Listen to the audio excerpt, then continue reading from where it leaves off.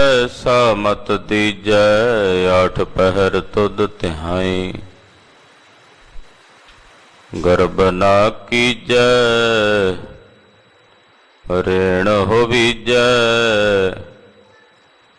तांगत जीरे तेरी। सब उपर नानक का ठाकुर मैं जही घण चेरी राम। माधो जल की प्यास न जाए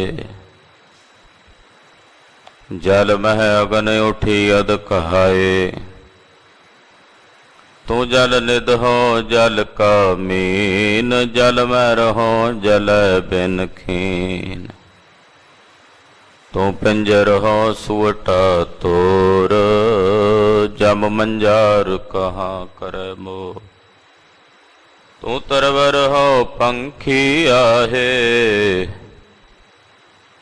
मंद भागी तेरो दर्शन नाहे।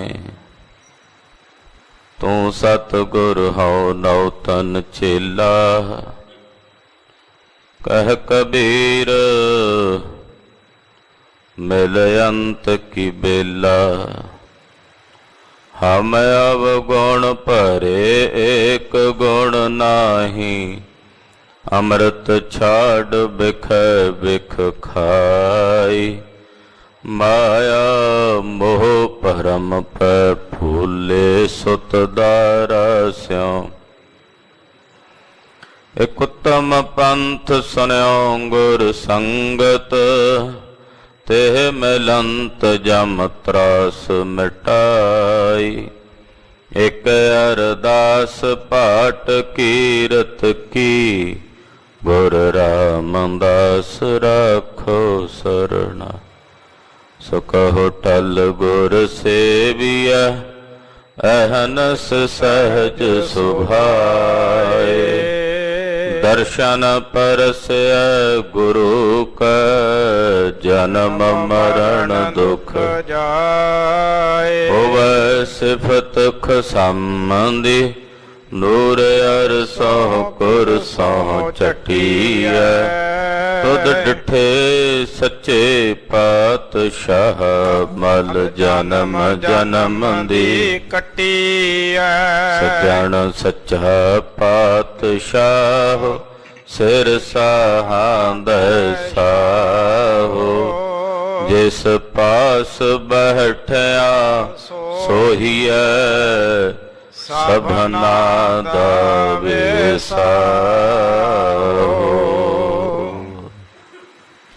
सतनाम श्री वाहिगुरु साहिब जी। राम कली महल्ला पांडवा। गह कर पकड़ी न आई हाथ। प्रीत करी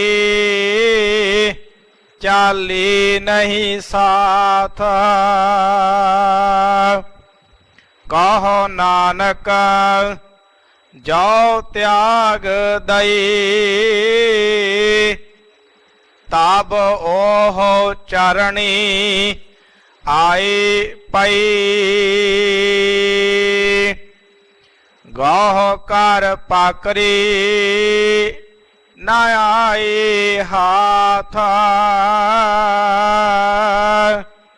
प्रीत करी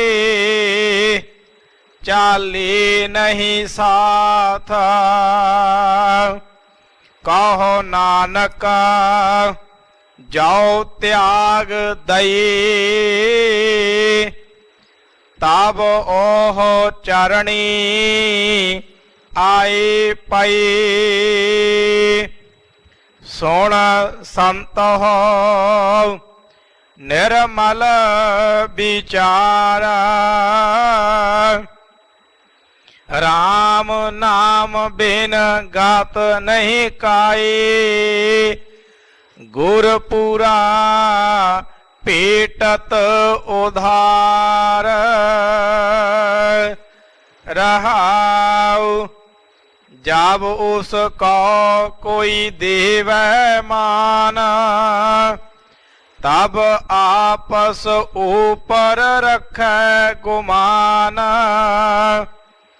जब उसको कोई मन पर हरै तब ओह सेवक सेवा करै मुख बेरावै अंत ठगावै इकत ठौर ओह कही न समावै उन मोहे बहुते ब्रह्मंड राम जनी कीनी खंड खंड जो मांगै सो भूखा रहै इस संग राचै सो कछु ना लहै इस है त्याग सत संगत करै वड भागी नानक ओहो तरै जो मांगै सो भूखा रहै इस संग राचै सो कछु ना लहै इस है त्याग सत संगत करै वड भागी नानक ओहो तरै। वाहिगुरु जी का खालसा वाहिगुरु जी की फतेह। परम सन्मान ते सत्कारयोग गुरु की साजी और नवाजी हुई गुरु का खास रूप गुरु खालसा साध संगत वालिये कोल आलम नूरे सरवरे कायनात दसां पातशाहियां दी आत्मक जागदी जोत शब्द गुरु श्री गुरु ग्रंथ साहिब जी महाराज जी दी पवित्र पावन हजूरी च साहिब नौवें गुरुदेव वैराग त्याग और अनुराग दी मूरत धन गुरु तेग बहादुर साहब जी महाराज जी दे पावन पवित्र चरण छो प्राप्त इतिहासक स्थान ते अमृत वेले दे सजे हुए दीवाना च हाजरियां भर के सतगुरां दी तुर की अकाली बाणी सर्ब आशा पूर्ण करने वाली श्री आशा जी दी वार दे शब्द कीर्तन रागी ਸਿੰਘਾਂ ਦੀ रसना तो बहुत ही अदब सत्कार सहित आप जी ने सरवण कीते हैं। श्री मुखवाक की दात सतगुरां ने बख्शिश की है। पंचम पातशाह शहीदां दे सरताज सतगुरु श्री गुरु अर्जन देव साहब जी महाराज जी ने माया कैसी है ओदी ममता दा त्याग करन दा उपदेश कलगीधर श्री गुरु गोबिंद सिंह साहब जी महाराज जी ने इस माया बारे गल कही। माया कई प्रकार दी है, उन्हां विचों माया दा एक प्रकार है रुपये पैसे। गृहस्थी नूं भी चाहिदी है, ये बिहंगमां नूं भी चाहिदी है। कलगीधर जी दे बचन ने आद भवानी ईश्वरी माया जाको नाम,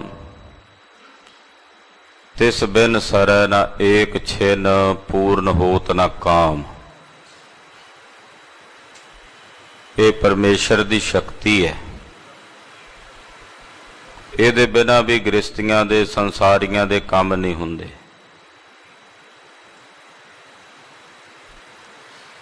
जे पंडित दुर्गे नूं गुरु अमरदास साहब जी ने बचन कहे कि एक चीज़ मंग लै, जां ये दुनियावी धन की मंग कर लै ते जां फिर परमार्थ दे विच परलोक दे सुख की मंग कर लै। तां पंडित दुर्गे ने कहा सी, महाराज जे धन ना दिता, नाम दे दिता ते धन बिना मैं जगत च शोभनीक नहीं होवांगा। लोकां दे तिरस्कार ते नरादर दा सामना करना पवेगा, क्योंकि जिहदे कोल धन नहीं, गरीब है, उहनूं लोकां दे तिरस्कार दा सामना करना पैंदा। इह समाज दी रूपरेख है। जे धन दे दिता, नाम ना दिता ते नाम तो बिना जमपुरी नूं जावांगा। महाकवि भाई संतोख सिंह जी लिखते हैं कि उन्हें इदां बेनती की, जे धन दै है नाम ना दै है, नाम बिना जन जमपुर जै है। नाम देहे धन देहे न जन को, धन बहीन जन जग न सोहै है। अमरदास तेजो के नंदन, दोनों निर्मल पंथ चलाए।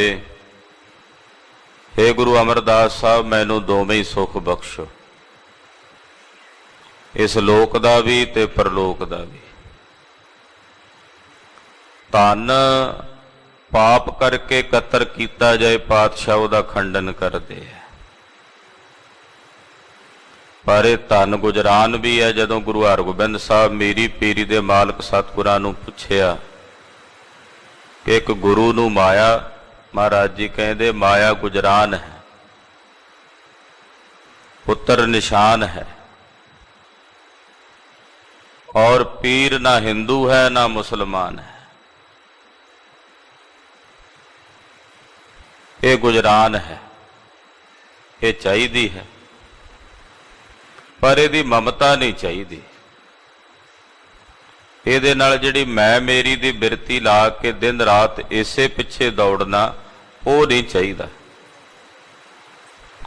ਉਹਦੇ ਬਾਬਤ ਅੱਜ ਦੇ ਸ਼ਬਦ ਵਿੱਚ ਗੁਰੂ ਅਰਜਨ ਦੇਵ ਸਾਹਿਬ ਪੰਜਵੇਂ ਪਾਤਸ਼ਾਹ ਸਾਨੂੰ ਉਪਦੇਸ਼ ਦੇ ਰਹੇ ਨੇ। ਆਓ ਮਨ ਬਿਰਤੀਆਂ ਇਕਾਗਰ ਕਰੀਏ,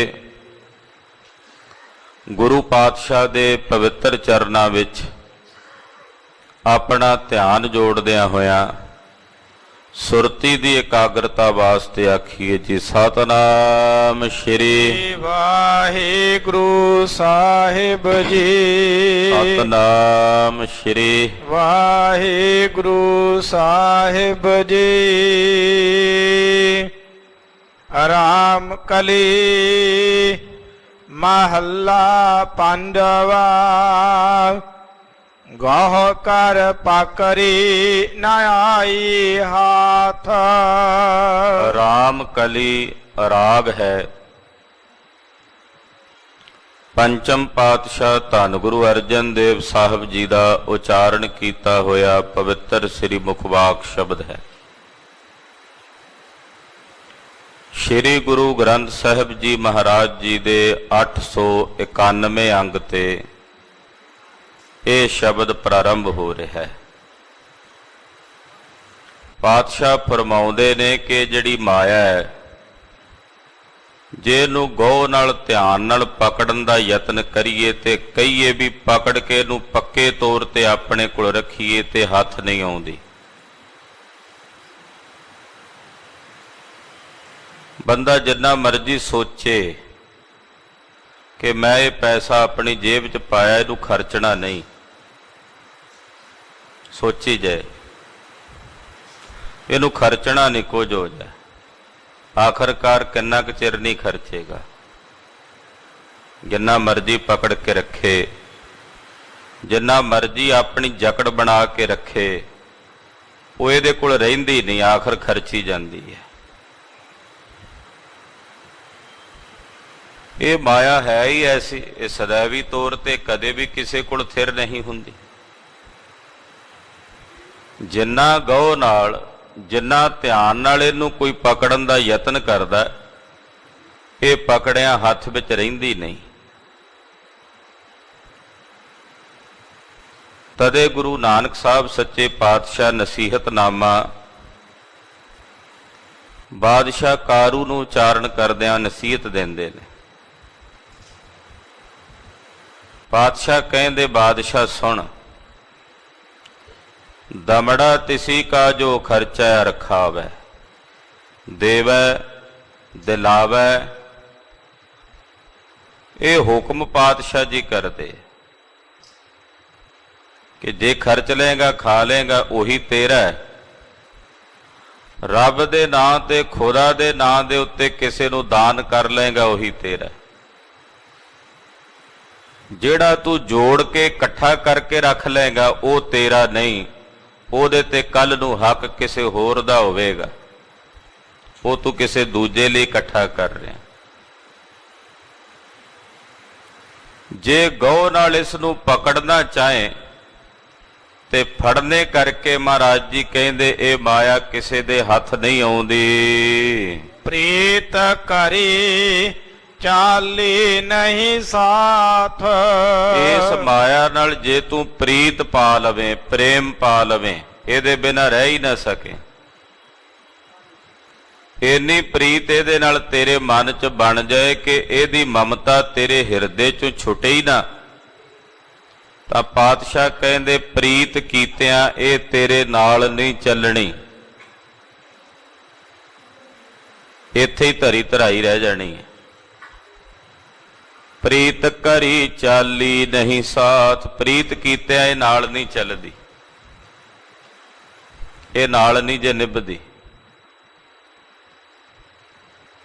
ਵਿਖਿਆ ਕਹਿ ਧਨ ਬਹੁਤ ਅਭਿਮਾਨ, ਵਿਕਾਰ ਕਰਕੇ, ਦੁਰਾਚਾਰ ਕਰਕੇ, ਠੱਗੀਆਂ ਕਰਕੇ ਬਹੁਤ ਧਨ ਇਕੱਠਾ ਕੀਤਾ ਤੇ ਫਿਰ ਉਹਦਾ ਹੰਕਾਰ।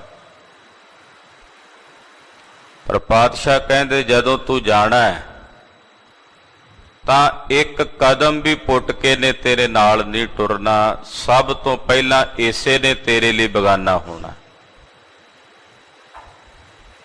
ਸਰੀਰ ਚੋਂ ਪ੍ਰਾਣ ਨਿਕਲਦਿਆਂ ਅਗਰ ਸਭ ਤੋਂ ਪਹਿਲਾਂ ਕਿਸੇ ਨੇ ਤੈਨੂੰ ਛੱਡਣਾ, ਤੇਰੇ ਲਈ ਬੇਗਾਨਾ ਹੋਣਾ, ਤਾਂ ਤੇਰੀ ਜੇਬ 'ਚ ਪਾਈ ਹੋਈ ਮਾਇਆ ਨੇ। ਪਹਿਲਾਂ ਉਸੇ ਨੂੰ ਖਾਲੀ ਕਰਦੇ ਆ ਨਾ, ਵੇਖੋ ਜੇਬ ਦੇ ਵਿੱਚ ਕੀ ਆ, ਉਹ ਕੱਢ ਲਓ। ਹੱਥਾਂ ਵਿੱਚ ਕਿਹੜੀ ਮੁੰਦਰੀ ਪਾਈ ਆ, ਕਿਹੜਾ ਕੜਾ ਪਾਇਆ, ਉਹ ਉਤਾਰ ਲਓ।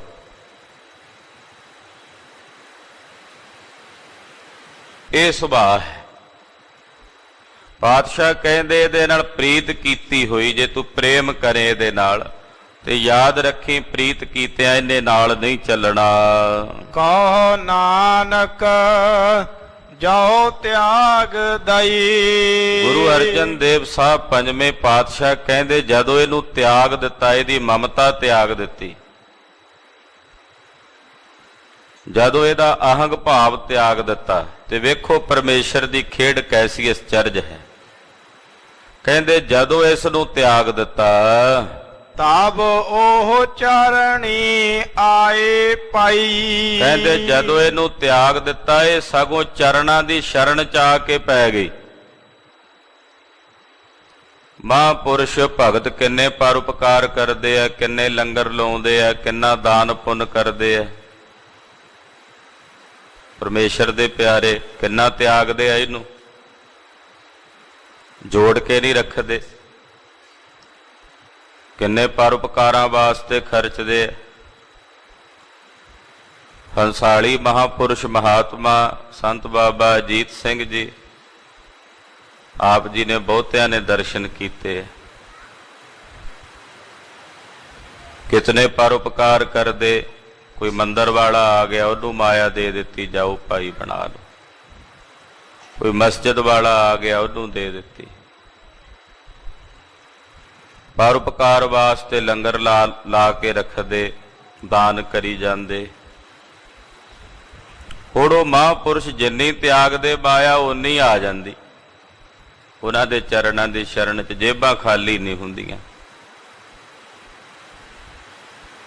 ਰੱਬ ਦੇ ਪਿਆਰੇ ਨੂੰ ਜਿੰਨਾ ਤਿਆਗਦੇ ਆ ਨਾ, ਸਗੋਂ ਇਹ ਓਨੀ ਉਹਨਾਂ ਦੇ ਚਰਨਾਂ ਦੀ ਸ਼ਰਨ 'ਚ ਆ ਜਾਂਦੀ ਹੈ, ਇਹ ਜਾਣ ਕੇ ਵੀ ਇਹ ਮੈਨੂੰ ਭਲੇ ਪਾਸੇ ਲਾਉਂਦੇ ਆ, ਇਹ ਮੈਨੂੰ ਲੰਗਰਾਂ ਤੇ ਖਰਚਦੇ ਆ, ਇਹ ਮੈਨੂੰ ਕਿਸੇ ਗਰੀਬ ਗੁਰਬੇ ਦੀ ਸੇਵਾ ਲਈ ਖਰਚਦੇ ਆ, ਪਰਉਪਕਾਰ ਨਿਮਿਤ ਖਰਚਦੇ ਆ।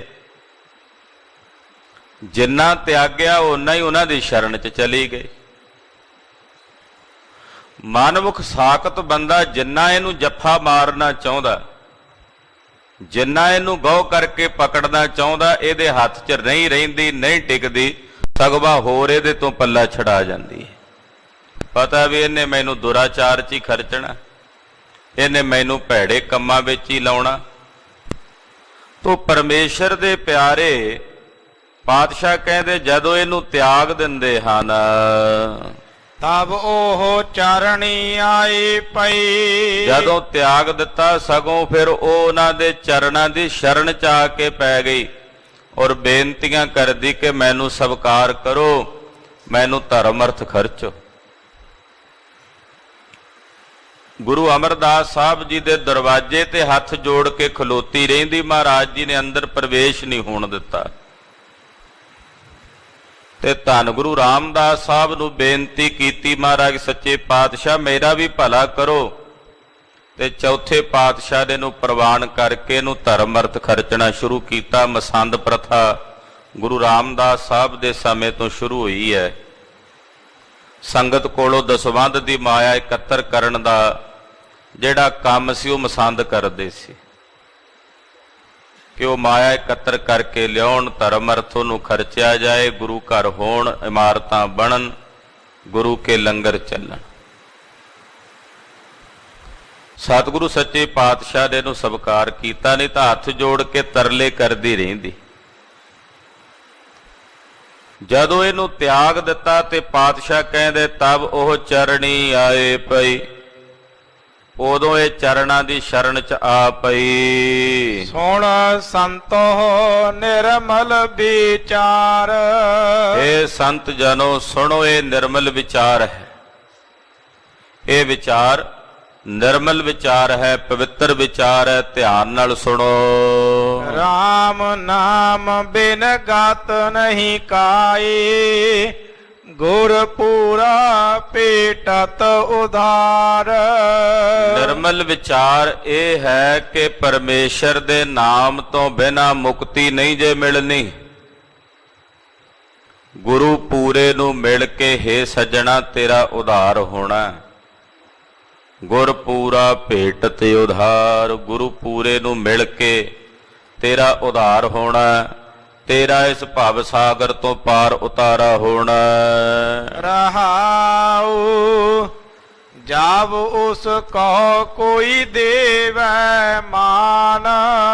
ਇਹ ਮਾਇਆ ਐਸੀ ਗੁਮਾਨੀ ਹੈ ਕਿ ਜਦੋਂ ਕੋਈ ਇਹਨੂੰ ਮਾਣ ਜਾਂ ਦੇਣ ਲੱਗ ਪਵੇ ਨਾ, ਇਹਦੀ ਇੱਜ਼ਤ ਕਰਨ ਲੱਗ ਪਵੇ ਵੀ ਇਹ ਮਾਇਆ ਦਾ ਮਾਣ ਕਰੀਏ, ਕਹਿੰਦੇ ਜਦੋਂ ਇਸ ਮਾਇਆ ਨੂੰ ਕੋਈ ਮਾਣ ਦਿੰਦਾ ਤਬ ਆਪਸ ਉਪਰ ਰੱਖੈ ਗੁਮਾਨ। ਤੇ ਫਿਰ ਇਹ ਮਾਇਆ ਆਪਣੇ ਆਪ ਤੇ ਬੜਾ ਗੁਮਾਨ ਰੱਖਦੀ ਹੈ ਵੀ ਇਹ ਮੇਰਾ ਗੁਲਾਮ ਹੈ, ਇਹ ਮੇਰਾ ਦਾਸ ਹੈ, ਇਹ ਮੇਰਾ ਸੇਵਕ ਹੈ।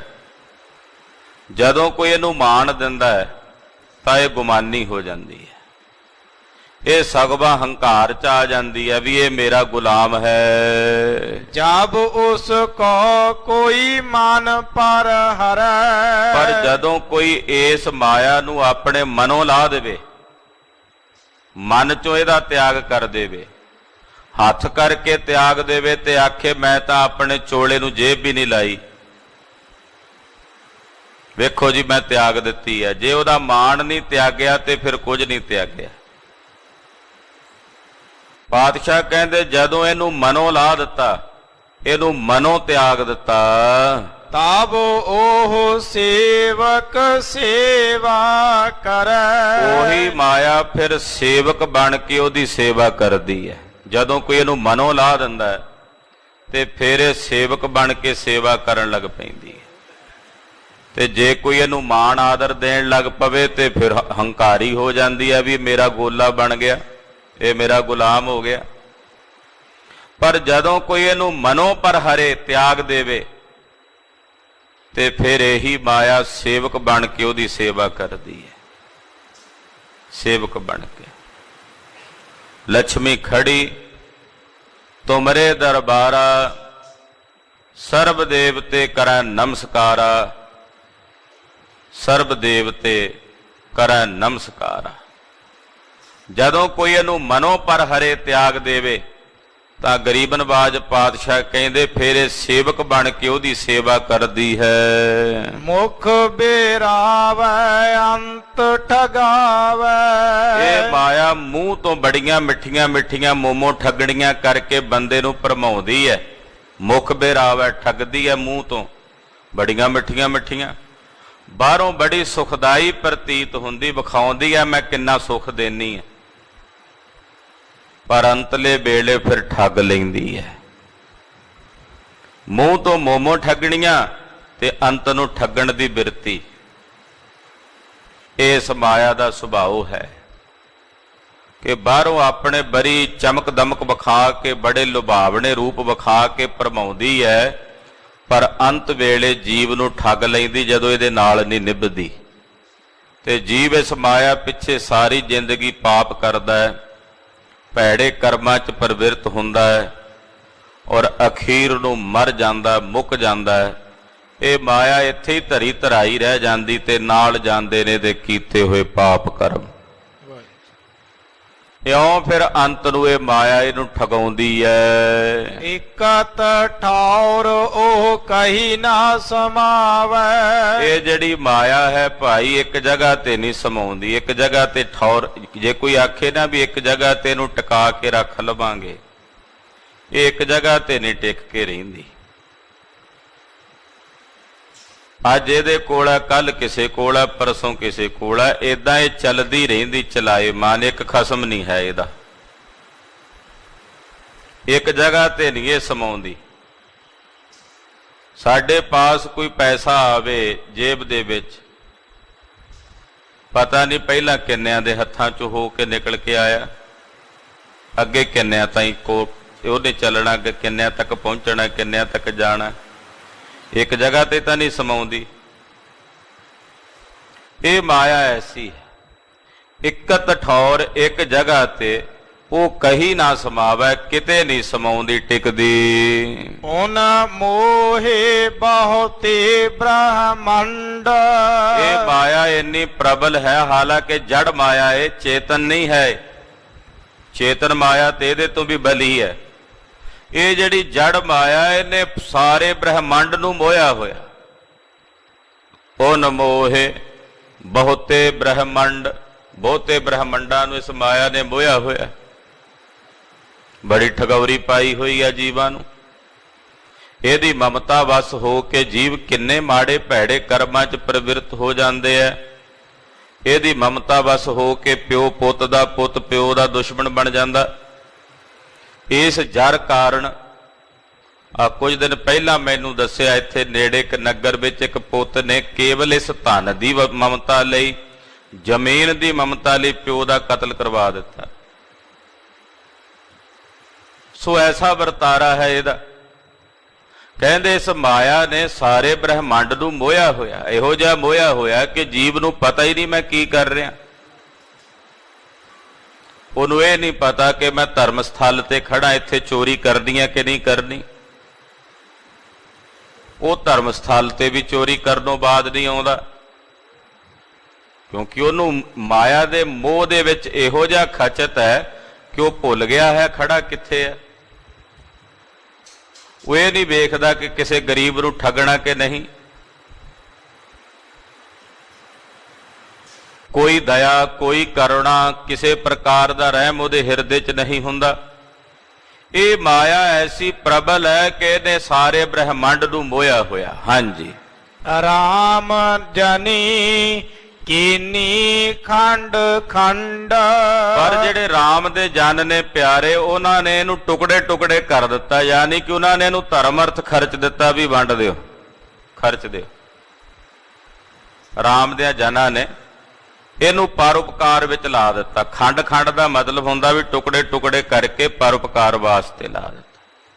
ਨੌਵੇਂ ਪਾਤਸ਼ਾਹ ਜਦੋਂ ਪੂਰਬ ਨੂੰ ਗਏ ਨੇ, ਰਸਤੇ ਵਿੱਚ ਸਤਿਗੁਰਾਂ ਦੇ ਚਰਨਾਂ 'ਚ ਬੇਅੰਤ ਮਾਇਆ ਆਉਂਦੀ। ਧਮਧਾਨ ਸਾਹਿਬ ਪਹੁੰਚੇ, ਮਹਾਰਾਜ ਜੀ ਨੇ ਮਾਇਆ ਉੱਥੇ ਦਗੋ ਨਾਮ ਦੇ ਇੱਕ ਮਸੰਦ ਨੂੰ ਦਿੱਤੀ, ਆਖਿਆ ਇੱਥੇ ਖੂਹ ਲਾ ਦੇ। ਭਗਤੇ ਭਾਈ ਕੇ ਪਹੁੰਚੇ, ਉੱਥੇ ਮਾਇਆ ਆਈ, ਮਹਾਰਾਜ ਜੀ ਨੇ ਆਖਿਆ ਇੱਥੇ ਖੂਹ ਲਾ ਦਿਓ। ਬਣੀ ਬਦਰਪੁਰ ਦੇ ਇਲਾਕੇ 'ਚ ਇੱਕ ਬਦਰਾ ਮਾਇਆ ਦਾ ਮਹਾਰਾਜ ਜੀ ਨੇ ਇੱਕ ਸੇਵਕ ਨੂੰ ਦਿੱਤਾ, ਆਖਿਆ ਇੱਥੇ ਪਿੰਡ ਵਸਾ ਦਿਓ, ਨਗਰ ਵਸਾ ਦਿਓ। ਕਿਤੇ ਮਾਇਆ ਆਉਂਦੀ, ਕਹਿੰਦੇ ਇੱਥੇ ਬਾਗ ਲਾ ਦਿਓ। ਬਾਗ ਲਾ ਕੇ ਉਹਦੇ ਵਿੱਚ ਸੋਹਣੇ ਫਲਦਾਰ ਬੂਟੇ ਲਾ ਕੇ ਉਹਦੀ ਸੇਵਾ ਟਹਿਲ ਕਰੋ। ਪਟਨਾ ਸਾਹਿਬ ਤੱਕ ਜਦੋਂ ਜਾਂਦੇ ਰਹੇ, ਜਿੱਥੇ ਮਾਇਆ ਆਉਂਦੀ, ਮਹਾਰਾਜ ਜੀ ਕਹਿੰਦੇ ਇੱਥੇ ਧਰਮਸ਼ਾਲਾ ਬਣਾ ਦਿਓ, ਇੱਥੇ ਬਾਗ ਲਵਾ ਦਿਓ, ਇੱਥੇ ਸਰੋਵਰ ਲਵਾ ਦਿਓ, ਇੱਥੇ ਖੂਹ ਲਵਾ ਦਿਓ। ਖੂਹ ਪਾਤਸ਼ਾਹ ਨੇ ਬਹੁਤ ਲਵਾਏ, ਨੌਵੇਂ ਪਾਤਸ਼ਾਹ ਨੇ। ਜਿੱਥੇ ਪਾਣੀ ਦੀ ਕਿੱਲਤ ਹੁੰਦੀ, ਹੁਕਮ ਕਰਦੇ ਇੱਥੇ ਖੂਹ ਲਵਾ ਦਿਓ। ਤੋ RAM ਦੇ ਜਿਹੜੇ ਜਨ ਨੇ, ਉਹ ਇਸ ਮਾਇਆ ਨੂੰ ਖੰਡ ਖੰਡ ਕਰ ਦਿੰਦੇ। ਖੰਡ ਖੰਡ ਦਾ ਮਤਲਬ ਟੁਕੜੇ ਟੁਕੜੇ ਕਰਕੇ ਇਹਨੂੰ ਪਰਉਪਕਾਰ ਵਿੱਚ ਖਰਚ ਦਿੰਦੇ, ਵੀ ਲਾ ਦਿਓ ਇਹਨੂੰ ਧਰਮ ਅਰਥ, ਸਮਾਜ ਦੇ ਭਲੇ ਵਾਸਤੇ ਇਹਨੂੰ ਲਾ ਦਿਓ। ਗੁਰੂ ਸਾਹਿਬ ਜੀ ਦੇ ਘਰ ਦਾ ਇਹੀ ਸਿਧਾਂਤ ਰਿਹਾ। ਰੱਬ ਦੇ ਪਿਆਰਿਆਂ ਦੀ ਇਹੀ ਅਵਸਥਾ ਹੈ ਕਿ RAM ਦੇ ਜਨ ਕੀਨੀ ਖੰਡ ਖੰਡ ਇਹਨੂੰ ਟੁਕੜੇ ਟੁਕੜੇ ਕਰਕੇ ਧਰਮ ਅਰਥ ਖਰਚਦੇ ਨੇ, ਪਰਉਪਕਾਰ ਵਾਸਤੇ ਲਾਉਂਦੇ ਹਨ। ਜੋ ਮੰਗੈ ਸੋ ਭੁਖਾ ਰਹਿ। ਪਾਤਸ਼ਾਹ ਕਹਿੰਦੇ ਜਿਹੜਾ ਇਸ ਮਾਇਆ ਦੀ ਬਹੁਤੀ ਮੰਗ ਰੱਖਦਾ ਨਾ ਆਪਣੇ ਹਿਰਦੇ 'ਚ, ਗੁਜਰਾਨ ਲਈ ਚਾਹੀਦੀ ਆ ਸਾਰਿਆਂ ਨੂੰ, ਇਹਦੇ 'ਚ ਕੋਈ ਦੋ ਰਾਏ ਨਹੀਂ, ਪਰ ਹਰ ਵੇਲੇ ਇਹਨੂੰ ਹੀ ਮੰਗੀ ਜਾਣਾ। ਪਾਤਸ਼ਾਹ ਕਹਿੰਦੇ ਉਹਦੇ ਅੰਦਰੋਂ ਭੁੱਖ ਨਹੀਂ ਜਾਂਦੀ, ਸਗੋਂ ਤ੍ਰਿਸ਼ਨਾ ਦੀ ਭੁੱਖ ਹੋਰ ਵੱਧਦੀ ਚਲੀ ਜਾਂਦੀ ਹੈ। ਜਿੰਨਾ ਇਹਨੂੰ ਮੰਗਦਾ ਓਨੀ ਤ੍ਰਿਸ਼ਨਾ ਵੱਧਦੀ ਚਲੀ ਜਾਂਦੀ, ਭੁੱਖ ਓਨੀ ਵੱਧਦੀ ਚਲੀ ਜਾਂਦੀ। ਜੋ ਮੰਗੈ ਸੋ ਭੁੱਖਾ ਰਹਿ। ਇਸ ਮਾਇਆ ਨੂੰ ਜਿਹੜਾ ਜਿੰਨਾ ਮੰਗਦਾ ਓਨਾ ਹੀ ਭੁੱਖਾ ਹੁੰਦਾ। ਅਰਬਾਂ ਖਰਬਾਂ ਜੋੜ ਕੇ ਵੀ ਫਿਰ ਵੀ ਹੋਰ ਮੰਗਦਾ, ਹੋਰ ਹੋਰ ਹੋਰ। ਭੁੱਖਿਆਂ ਭੁੱਖ ਨਾ ਉਤਰੀ, ਜੇ ਬੰਨਾ ਪੁਰੀਆਂ ਭਾਰ। ਪੁਰੀਆਂ ਦੇ ਸਾਰੇ ਭਾਰ ਬੰਨ ਕੇ ਇਹਨੂੰ ਦੇ ਦਿਓ, ਇਹਦੀ ਭੁੱਖ ਫਿਰ ਵੀ ਨਹੀਂ ਮਿਟਦੀ, ਕਿਉਂਕਿ ਇਹਨੂੰ ਜਿੰਨਾ ਮੰਗੇਗਾ ਓਨੀ ਭੁੱਖ ਵਧੀ ਜਾਣੀ ਹੈ, ਤ੍ਰਿਸ਼ਨਾ ਓਨੀ ਹੋਰ ਪ੍ਰਬਲ ਹੁੰਦੀ ਚਲੀ ਜਾਣੀ ਹੈ। ਇਹ ਹੈ ਹੀ ਐਸੀ। ਇਸ ਸੰਗ ਰਾਚੈ ਸੋ ਕਾਛੂ ਨਾ ਲਾਹੈ। ਜਿਹੜਾ ਇਸ ਮਾਇਆ ਦੇ ਰੰਗ ਵਿੱਚ ਰਚਿਆ ਹੋਇਆ, ਉਹਨੂੰ ਕੁਝ ਵੀ ਪ੍ਰਾਪਤ ਨਹੀਂ ਹੁੰਦਾ, ਉਹਨੂੰ ਕੁਝ ਵੀ ਹਾਸਲ ਨਹੀਂ ਹੁੰਦਾ। ਜਿਹੜਾ ਇਹਦੇ ਰੰਗ ਵਿੱਚ ਰਚ ਗਿਆ, ਉਹਨੂੰ ਕੁਝ ਵੀ ਹਾਸਲ ਨਹੀਂ ਦਾ ਹੁੰਦਾ। ਦਾ ਮਤਲਬ ਹੁੰਦਾ ਵੀ ਨਾ ਉਹਨੂੰ ਸਤ ਮਿਲਦਾ, ਨਾ ਉਹਨੂੰ ਸੰਤੋਖ ਮਿਲਦਾ, ਨਾ ਉਹਨੂੰ ਦਇਆ ਮਿਲਦੀ ਹੈ, ਨਾ ਉਹਨੂੰ ਖਿਮਾ ਮਿਲਦੀ ਹੈ, ਨਾ ਉਹਨੂੰ ਪ੍ਰੀਤ ਪ੍ਰੇਮ ਪ੍ਰਾਪਤ ਹੁੰਦਾ। ਇਹਦੇ ਨਾਲ ਰਚੇ ਹੋਏ ਨੂੰ ਪਾਤਸ਼ਾਹ ਕਹਿੰਦੇ ਕੁਝ ਵੀ ਪ੍ਰਾਪਤ ਨਹੀਂ ਹੁੰਦਾ। ਇਸ ਹੈ ਤਿਆਗ ਸਤ ਸੰਗਤ ਕਰੈ। ਜਿਹੜਾ ਇਸ ਮਾਇਆ ਦੀ ਮਮਤਾ ਦਾ ਤਿਆਗ ਕਰਕੇ ਸੰਗਤ ਕਰਦਾ,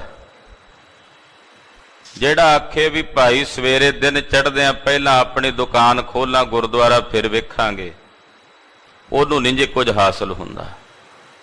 ਜਿਹੜਾ ਸੋਚਦਾ ਵੀ ਚਲੋ ਸਾਰਾ ਦਿਨ ਦੁਕਾਨਦਾਰੀ ਕਰਨੀ ਹੈ, ਘੰਟਾ 2 ਘੰਟੇ ਗੁਰੂ ਕੀ ਸੰਗਤ ਵਿੱਚ ਜਾ ਕੇ ਕਥਾ ਕੀਰਤਨ ਸੁਣ ਲਈਏ, ਉਹਦੇ ਤੇ ਗੁਰੂ ਦੀ ਕਿਰਪਾ ਵਰਤਦੀ, ਉਹਨੂੰ ਬਹੁਤ ਕੁਝ ਪ੍ਰਾਪਤ ਹੋ ਜਾਂਦਾ। ਜਿਹੜਾ ਆਖੇ ਜੀ ਟਾਈਮ ਹੀ ਨਹੀਂ ਜੀ ਗੁਰਦੁਆਰੇ ਜਾਣ ਦਾ, ਯਾਦ ਰੱਖਣ ਉਹ ਬੰਦੇ ਜਿਹੜੇ ਕਹਿੰਦੇ ਜੀ ਸਾਨੂੰ ਤਾਂ ਟਾਈਮ ਹੀ ਨਹੀਂ ਲੱਗਦਾ ਗੁਰੂ ਘਰ ਜਾਣ ਦਾ, ਉਹਨਾਂ ਵਾਸਤੇ ਫਿਰ ਗੁਰੂ ਦੀ ਕਿਰਪਾ ਤੇ ਗੁਰੂ ਕੀ ਖੁਸ਼ੀ ਨਹੀਂ ਵਰਤਦੀ। ਜਿਨ੍ਹਾਂ ਕੋਲ ਗੁਰੂ ਦਾ ਸ਼ੁਕਰਾਨਾ ਕਰਨ ਦਾ ਵੀ ਟਾਈਮ ਨਹੀਂ, ਉਹ ਤਾਂ ਕਿਰਤ ਘਣ ਲੋਕ ਨੇ। ਪਾਤਸ਼ਾਹ ਕਹਿੰਦੇ ਜਿਹੜੇ ਇਸ ਮਾਇਆ ਦੀ ਮਮਤਾ ਦਾ ਤਿਆਗ ਕਰਕੇ ਸਤ ਸੰਗਤ ਕਰਦੇ ਹਨ, ਕਿਉਂਕਿ ਕੁਝ ਸਮੇਂ ਲਈ ਤੇ ਤਿਆਗ ਕਰਨਾ ਪੈਂਦਾ ਹੈ ਨਾ।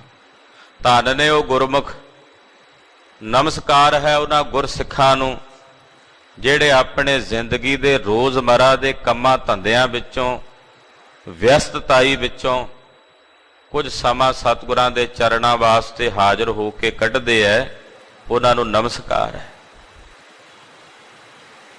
ਕਿ ਉਹਨਾਂ ਨੇ ਇਹ ਜੀਵਨ ਦਾ ਨੇਮ, ਕੋਈ ਗੁਰੂ ਤੇ ਅਹਿਸਾਨ ਨਹੀਂ ਹੈ ਕਿ ਅਸੀਂ ਆਏ ਹਾਂ, ਉਹ ਗੁਰੂ ਦਾ ਸ਼ੁਕਰਾਨਾ ਕਰਨ ਦਾ ਸਮਾਂ ਹੈ। ਨਸ਼ੁਕਰੇ ਬੰਦੇ ਇਸ ਧਰਤੀ ਤੇ ਭਾਰ ਨੇ, ਜਿਹੜੇ ਅਕਿਰਤ ਘਣ ਬੰਦੇ ਆ ਉਹ ਇਸ ਧਰਤੀ ਤੇ ਬੋਝ ਨੇ। ਕਿਤੇ ਅਕਿਰਤ ਘਣਤਾ ਦੇ ਦੋਸ਼ ਨਾਲ ਨਾ ਜੀਵੀਏ, ਇਸ ਕਰਕੇ ਗੁਰੂ ਕਾ ਸਿੱਖ ਕੁਝ ਸਮਾਂ ਗੁਰੂ ਕੀ ਸੰਗਤ ਲਈ ਕੱਢ ਕੇ ਆਪਣੇ ਗੁਰੂ ਦੇ ਸ਼ੁਕਰਾਨੇ ਨਿਮਿਤ ਹਾਜ਼ਰ ਹੁੰਦਾ। ਸਤਿਗੁਰੂ ਤੇਰਾ ਸ਼ੁਕਰ ਹੈ। ਪਾਤਸ਼ਾਹ ਕਹਿੰਦੇ ਜਿਹੜਾ ਇਸ ਮਾਇਆ ਦੀ ਮਮਤਾ ਦਾ ਤਿਆਗ ਕਰਦਾ ਹੈ ਔਰ ਇਹਦੀ ਮਮਤਾ ਦਾ ਤਿਆਗ ਕਰਕੇ ਸਤ ਸੰਗਤ ਕਰਦਾ ਹੈ, ਬੜ ਭਾਗੀ ਨਾਨਕ ਉਹ ਤਰੈ। ਪਾਤਸ਼ਾਹ ਕਹਿੰਦੇ ਉਹ ਵੱਡਿਆਂ ਭਾਗਾਂ ਵਾਲਾ ਹੈ, ਉਹਦੇ ਭਾਗ ਵੱਡੇ, ਉਹਦੇ ਭਾਗ ਸਵੱਲੇ, ਤੇ ਉਹ ਵੱਡਿਆਂ ਭਾਗਾਂ ਵਾਲਾ ਪਾਤਸ਼ਾਹ ਕਹਿੰਦੇ ਇਸ ਸੰਸਾਰ ਤੋਂ ਤਰ ਜਾਂਦਾ ਜਿਹੜਾ ਇਸ ਮਾਇਆ ਦੀ ਮਮਤਾ ਦਾ ਤਿਆਗ ਕਰਕੇ ਸਤ ਸੰਗਤ ਵਾਸਤੇ ਸਮਾਂ ਕੱਢਦਾ ਹੈ, ਸਤ ਸੰਗਤ ਕਰਦਾ। ਉਹ ਇਸ ਮਾਇਆ ਦੀ ਮਮਤਾ ਤੋਂ ਰਹਿਤ ਹੋ ਕੇ ਵੱਡਿਆਂ ਭਾਗਾਂ ਵਾਲਾ ਹੋ ਕੇ ਇਸ ਸਤ ਸੰਸਾਰ ਸਮੁੰਦਰ ਤੋਂ ਤਰ ਜਾਂਦਾ ਹੈ।